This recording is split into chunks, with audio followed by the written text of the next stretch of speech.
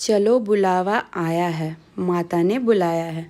तो आज हम निकले थे देवी माँ के दर्शन के लिए। पटन देवी, पटना की पटन देवी शक्ति पीठों में से एक मानी जाती हैं।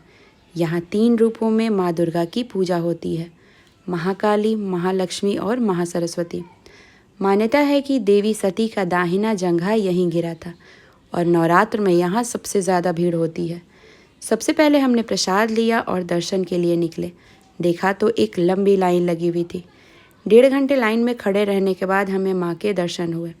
दर्शन करने के बाद हमने वहाँ का प्रसाद खाया, हलवा और पूड़ी, और फिर निकल गए अपनी दूसरी मंजिल पटना साहिब।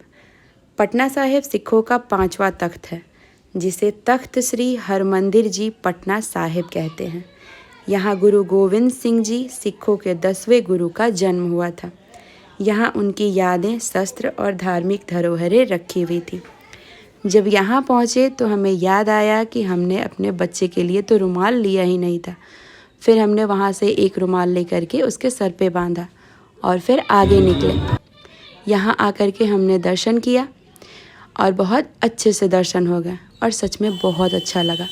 फिर थोड़ी देर वहाँ समय बिताने के बाद हमने सारी चीज़ों को देखा और वहाँ बहुत अच्छे धुन में संगीत बज रहा था और सच में बहुत अच्छा लग रहा था।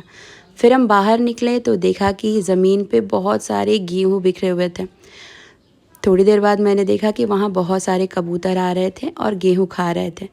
फिर बाद में हमने गुरुद्वारा का फेमस प्रसाद लिया और खाया और सच में ये बहुत ज़्यादा टेस्टी था।